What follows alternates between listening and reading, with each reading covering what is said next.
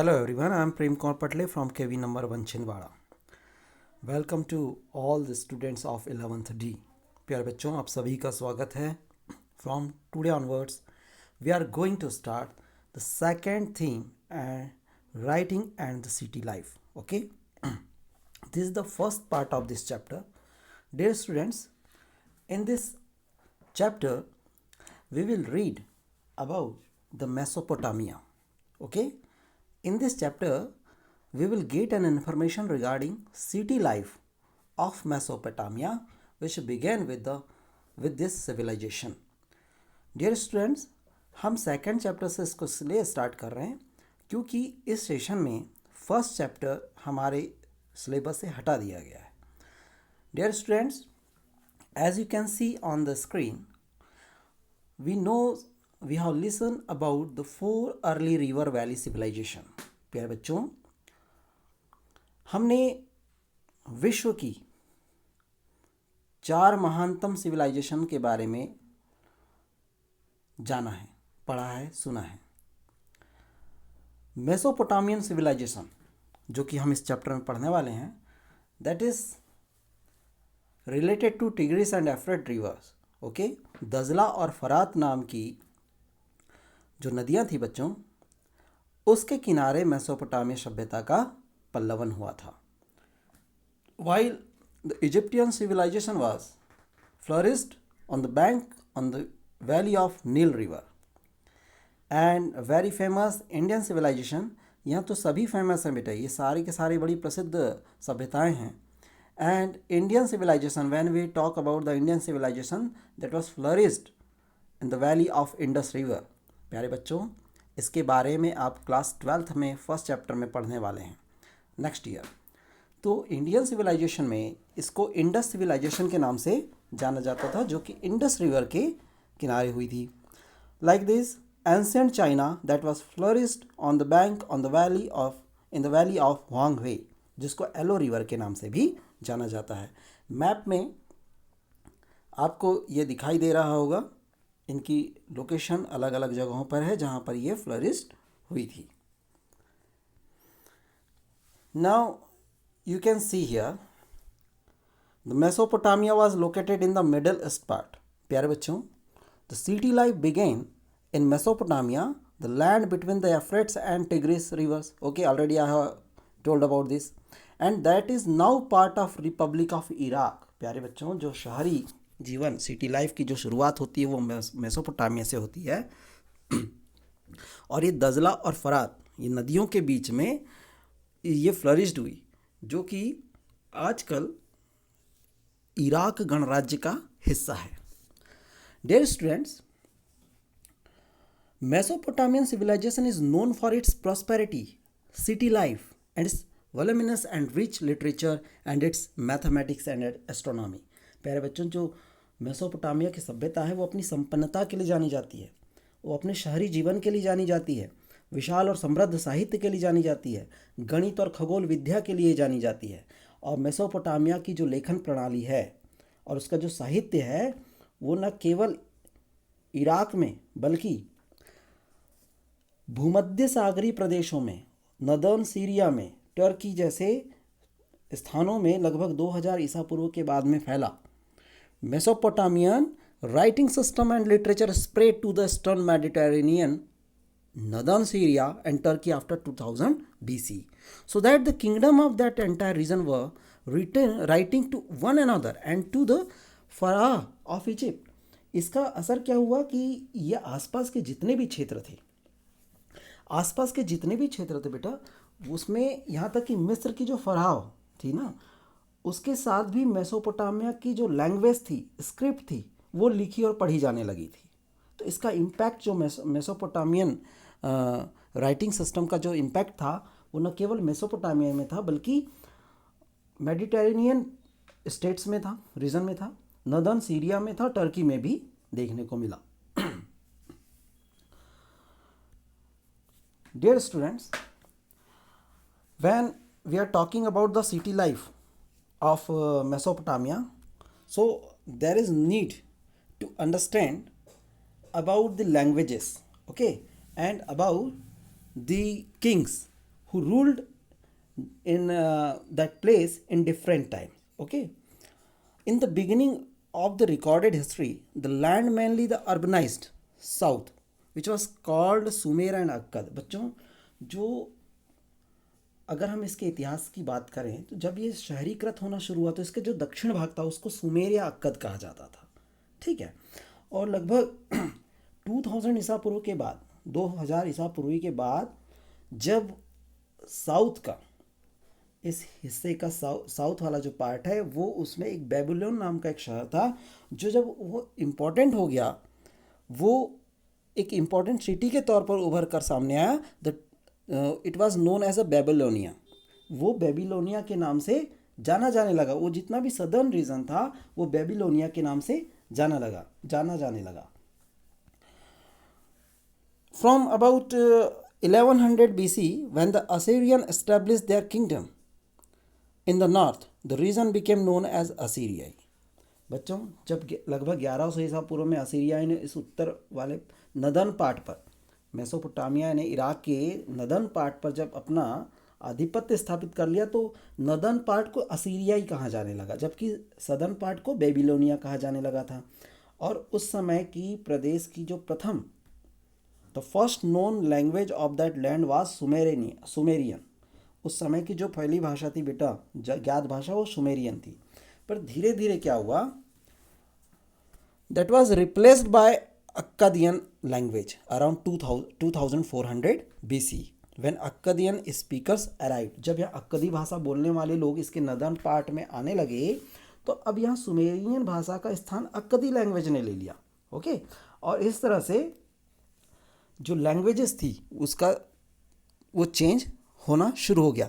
And this language, मैं Akkad language की बात कर रहा हूँ बेटा, वो this language flourish till about Alexander's time with some regional changes occurring. ये अक्कदी भाषा जो थी वो सिकंदर के समय तक कुछ क्षेत्रीय परिवर्तनों के साथ फलती फूलती रही। एंड 1400 BC के आसपास में, from 1400 BC, Aramaic also trickled in this language similar to Hebrew and became widely spoken after 1000 BC। बच्चों, जब 1400 ईस्वी में धीरे धीरे अरामाइक भाषा का भी प्रवेश शुरू हो गया। पहले सुमेरियन थी, फिर अक्कदी आई, फिर अरामाइक आए, और फिर धीरे धीरे क्या हुआ, यह भाषा हिब्रू से मिलती जुलती थी। अरामाइक जो भाषा थी वो हिब्रू लैंग्वेज से मिलती थी जो वहाँ जनरली बोली जाती थी। और करीब 1000 BC के आसपास के बाद जो है ये व्यापक तौर पर सभी लोग इसको फिर बोलना शुरू कर चुके थे। Now we will see here about the timeline of Mesopotamian was ruled by 4 different empires. बेटा, ये सुमेरियंस जो थे 3500 BC से लेकर के 2300 BC तक उन्होंने रूल किया।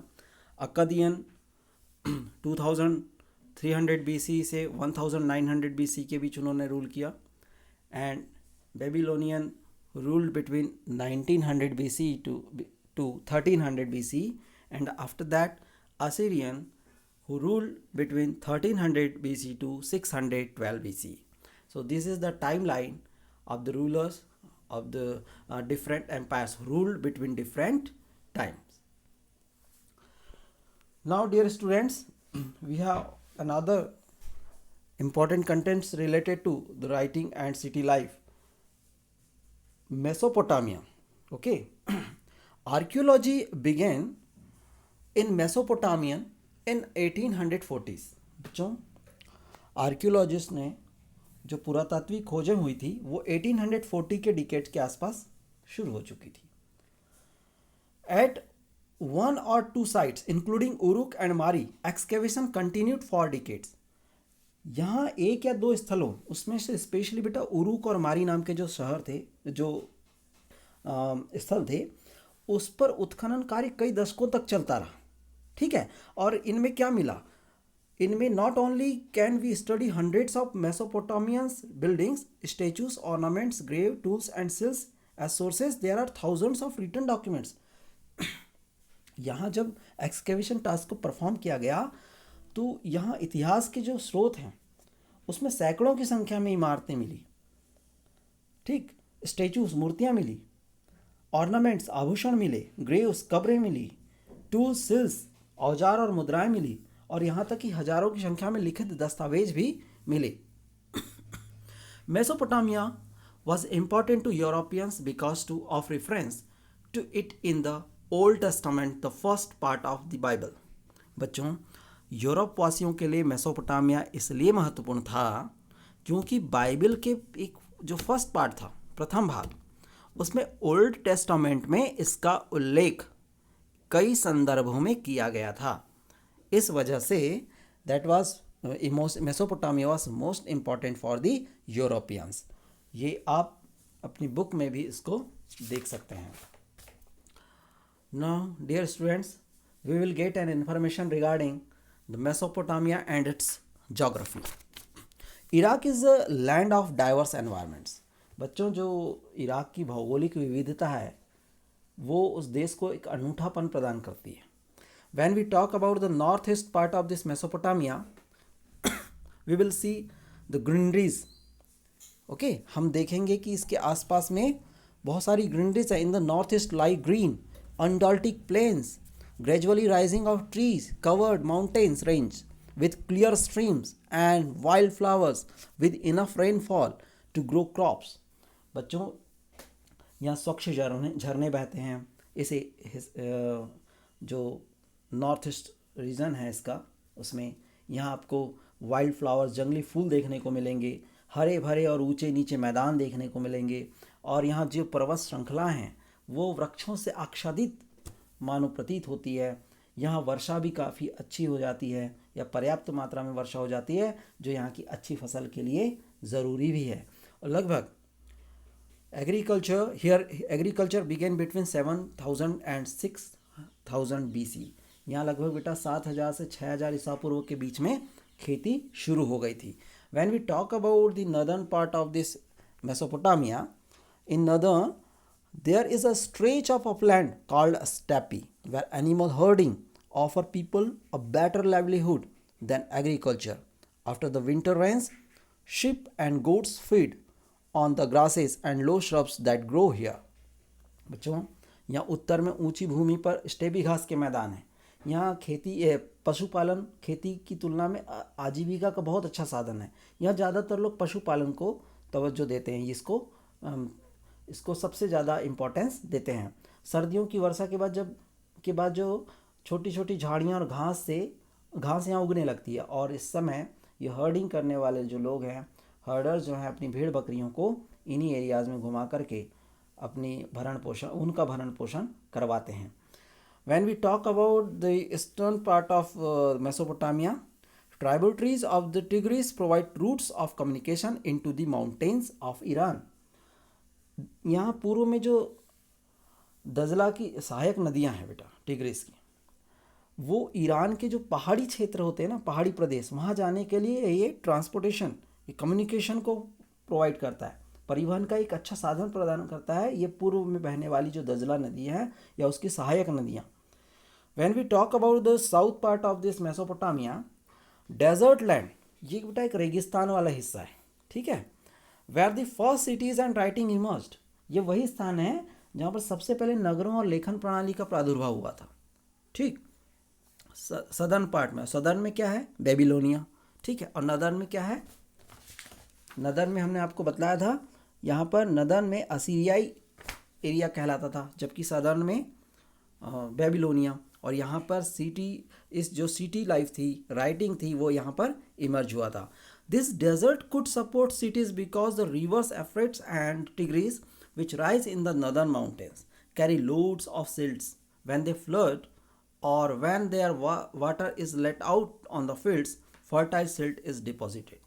बच्चों, फरात और जो दजला नाम की नदियाँ हैं उत्तरी पहाड़ों से बह करके आती है और अपने साथ उपजाऊ बारीक मिट्टी लेकर आती है। अब जब नदियों की बाढ़ आती है और जब बाढ़ आने के बाद जब पानी वापस चला जाता है तो देखा जाता है कि खेतों में ढेर सारी जो है इस नदियों के द्वारा लाई गई मिट्टियाँ हैं और जो काफ़ी उपजाऊ भी होती है। तो इस तरह से आप ये जो एक नेक्स्ट आपके स्क्रीन पर दिखाई दे रहा है उसके हिसाब से भी आप समझ सकते हैं। नदर्न पार्ट जो है वो नॉर्थ पार्ट है, स्टेपी ग्रासलैंड यहीं पर है, वेयर एनिमल हर्डिंग, जहाँ पर ये एनिमल हर्डिंग की टास्क को परफॉर्म किया जाता है। इन the north east like green, ये पूरी ग्रीनरीज हैं, यहाँ पर चारों ओर से पेड़ पौधे और यहाँ पर स्वच्छ झरने and clear stream and wild flowers you can found here. Tree covered mountain range are also available in the north east part of this Mesopotamia. And you can see in the southern part there is an arrow and which is indicating about the speciality of the southern part of Mesopotamia. Already I have explained about it in earlier slide. Now you can see these are the different aspects of Mesopotamia and its geography. बच्चों आप देख सकते हैं कि इसमें 4 images है which is related to mountainous region. एक picture जो है उसका माउंटेनियस रीजन को एक्सप्लेन कर रहा है, and another one is related to steppe grassland, okay, and third one is related to desert. आप देखिए वहाँ पर घास नहीं उगी हुई है, वो डेजर्ट एरिया है। And another one is irrigated zone of the south, ये साउथ में जो इरीगेटेड जोन है साउथ के में, वो उससे रिलेटेड इमेज है। तो आप यहाँ समझ सकते हैं कि really Iraq is a land of diverse environments. कहीं बहुत अच्छी घास है, कहीं अच्छी पानी की व्यवस्था है, तो कहीं डेजर्ट लैंड भी पाया जाता है, कहीं कल्टीवेशन को परफॉर्म किया जाता है, तो कहीं पर हर्डिंग को परफॉर्म किया जाता है। Another one is another information regarding the Mesopotamia and its geography is not only agriculture. यहाँ केवल खेती ही नहीं की जाती है ना। Mesopotamian sheep and goats that grazed on the steppe, already I have told about that thing, in northern eastern plains and the mountain slopes, okay, produce meat milk and wool in abundance. बच्चों खेती के अलावा जो भेड़ बकरियाँ वहाँ steppe घास के मैदानों में, पूर्वोत्तरी मैदानों में और पहाड़ों की ढालों पर पाली जाती है, ठीक है, जिनसे भारी मात्रा में यहाँ के लोग मांस, दूध और ऊन, ये सभी चीज़ें उनसे मिलती है। As well as fish was also available in rivers and date palm give fruit in summer. यहाँ की नदियों में मछलियों की कोई कमी नहीं है, और गर्मियों के दिनों में यहाँ पर खजूर के जो पेड़ हैं खूब फल देते हैं, और यहाँ बारले है ना, बारले जैसी चीज़ें यहाँ पर होती बहुतायत में। आप देख सकते हैं स्क्रीन पर आपको डेट्स बारले की इमेजेस दिखाई दे रही होगी, वो यहाँ की बहुतायत में होने वाला उत्पादन है। ये देखिए जो हर्डिंग की कुछ इमेजेस है, कुछ एनिमल्स की हैं यहाँ पर। यहाँ बहुत ज़्यादा संख्या में हर्डिंग एनिमल्स को हर्ड किया जाता है, पाला जाता है। ये देखिए शिप, यहाँ भेड़ें पाली जाती है। इस तरह की कुछ इमेजेस जो हैं हमें इस ओर इशारा करती कि वहाँ खेती के अलावा जो भेड़ बकरियों को पालना है, okay, sheep and goats herding is most important occupation of that area. ये और कुछ इमेजेस है बेटा which is indicate about the herding of animals. Now dear students, this is a very important part of this chapter, the significance of urbanism. बच्चों हम यहाँ के जो शहरीकरण का जो महत्व है उसको समझने का प्रयास करते हैं, हम उसे करंट लाइफ से जोड़ने की कोशिश करते हैं। आपने देखा होगा कि जितने भी शहर और नगर होते हैं वो बड़ी संख्या में लोग वहाँ पर रहने के लिए आते हैं, ठीक है। ये यहाँ पर लोग कब रहने के लिए आते हैं? While there is an economic activity to take place, जब यहाँ पर कोई इकोनॉमिक एक्टिविटी अपनी जगह लेती है, प्रोडक्शन स्टार्ट होता है, कोई इकोनॉमिक एक्टिविटी को परफॉर्म करने के लिए कुछ ऐसे प्लान होते हैं, तब लोग जो होते हैं वो शहर की ओर ज़्यादा से ज़्यादा जाते हैं। This is also related to Mesopotamian the city life, okay. Cities and towns are not just place where large populations, ये केवल शहर और नगर बड़ी संख्या रहने के लिए नहीं होते। It is when an economy develops in sphere other than food production that it became an advantage for people to cluster in towns। जब किसी अर्थव्यवस्था में खाद्य उत्पादन के अतिरिक्त कोई अन्य आर्थिक गतिविधियां विकसित होने लगती है, तब किसी एक स्थान पर जनसंख्या का घनत्व तो बढ़ जाता है। आप देखिएगा जहाँ भी इकोनॉमिक जोन होंगे वहाँ का पॉपुलेशन डेंसिटी सबसे ज़्यादा होगा, आप देख लीजिएगा, ठीक है। और इसके कारण क्या होता है कि फिर धीरे धीरे अर्बन इकोनॉमिक्स जो होती है वो डेवलप होने लगती है। Urban economies comprises besides food production, trade, manufacturing and services. शहरी अर्थव्यवस्था में खाद्य उत्पादन के अलावा क्या क्या कंडक्ट होता है फिर इकोनॉमिक एक्टिविटी में? ट्रेड, व्यापार, मैन्युफैक्चरिंग यानी उत्पादन का काम भी शुरू होता है, फैक्ट्रीज होती है, और कई तरह की सर्विसेज आपको जो है सिटी में देखने को मिलने लगेगी। ये क्या है बेटा? ये है आपका अर्बन इकोनॉमी, ओके। ये शहरी अर्थव्यवस्था है।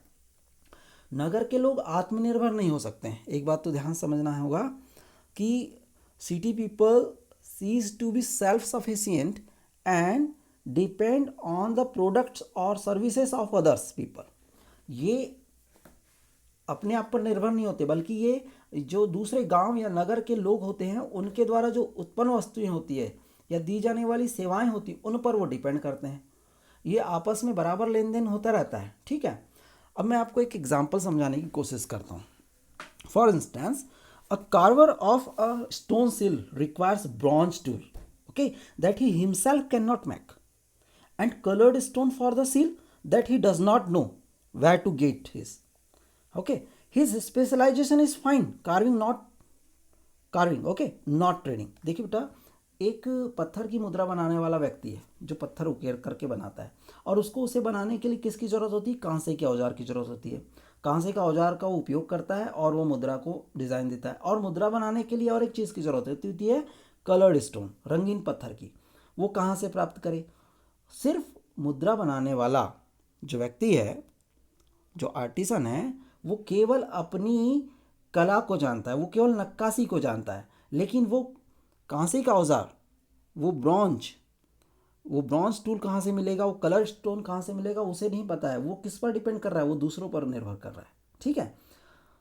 कांसे के औजार बनाने के लिए भी क्या चीज़ों की ज़रूरत होती? तांबा और रांगा। बेटा, bronze tool make does not himself go out to get the metal, okay. Copper and tin, ये ब्रॉन्ज जो होता है कॉपर और टीन को मिला करके बनाया जाता है, ठीक है। तो इससे हमको क्या चीज़ समझ में आती है?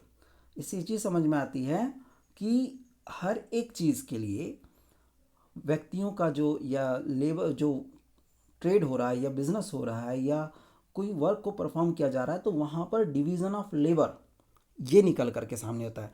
जो एक व्यक्ति केवल अपनी पत्थर की मुद्रा बना सकता है, लेकिन वो पत्थर की मुद्रा बनाने के लिए जो दूसरी चीज़ों की ज़रूरत है वो दूसरों पर उसके लिए डिपेंड है। तो ये क्या हुआ? उस लेबर का डिवीज़न हो गया, श्रम का क्या हो गया बेटा? विभाजन हो गया। So the division of labour is a mark of urban life. इस प्रकार जो डिवीज़न ऑफ लेबर है, श्रम का विभाजन है, वो शहरी जीवन की विशेषताओं में शामिल होता है, ठीक। Next one is related to this section also. This is also related to this section. There must be a social organization in place. बेटा, शहरी अर्थव्यवस्था में एक सामाजिक संगठन का होना भी ज़रूरी है, ठीक है। Fuel, metal, various stones, would etcetera come from many different places and for city manufacturers. ये सब चीज़ें अलग अलग जगहों से आती है। ईंधन हो, धातु हो, पत्थर हो, लकड़ी, सब चीज़ें अलग अलग जगह से आती है। और जिनके लिए किस चीज़ों की ज़रूरत है, किस चीज़ की ज़रूरत होनी चाहिए? Organise trade and storage is needed for such type of activity. इसके लिए बेटा संगठित व्यापार, ऑर्गेनाइज ट्रेड, और इसके लिए स्टोरेज, भंडारण की भी आवश्यकता होती है। अब हम एक बात करते हैं कि शहर जो होते हैं, क्या शहर अपने लिए अनाज का उत्पादन खुद कर पाते हैं? नहीं कर पाते हैं। शहरों में जो अनाज आता है, जो अन्य खाद्य पदार्थ आते हैं, वो गांव से आते हैं, ठीक है। और उनके संग्रह और वितरण के लिए व्यवस्था करनी होती है। सब food supply need to be stored and distributions and many different activities have to be coordinated. कई सारी ऐसी गतिविधियाँ और क्रियाकलाप होते हैं जिसमें तालमेल बैठाना पड़ता है। जैसे मुद्रा काटने वाले को केवल पत्थर ही नहीं, उसे तराशने के लिए औजार और बर्तन की भी चाहिए। तो ऐसी प्रणाली होती है। In such a system some people give commands that others obey, and urban economies often require the keeping of written records. बच्चों, एक ऐसी प्रणाली होती है जिसमें कुछ लोग आदेश देते हैं, दूसरा उसका पालन करते हैं। उसके अलावा शहरी अर्थव्यवस्था को अपना हिसाब किताब लिखित रूप में भी रखना होता है। जो मेसोपोटामिया में जितना भी ट्रेड होता था उस सब का रिकॉर्ड रखा जाता था। इस बात को हमें इससे पता चलता है। बच्चों, आज हमने जो है सिग्निफिकेंस ऑफ अर्बनिज्म में पढ़ा, तो जो फर्स्ट पैराग्राफ है that is related to the division of labour and तो आप जब अपने नोट्स प्रिपेयर करेंगे तो आप उसके रिलेटेड लिखेंगे the features of the special features of division of labours और importance of the division of labor as well as the need of social organization. And the contents you may collect through the second paragraph of this section, the significance of urbanism. So I am going to close it now. मुझे उम्मीद है, I hope you have understood very well. If you have any problem, just write the comments in the just below the given link. comment box में आप अपने इस problems को अपने मुझसे शेयर करेंगे. Okay, thanks for watching this video. Thank you very much.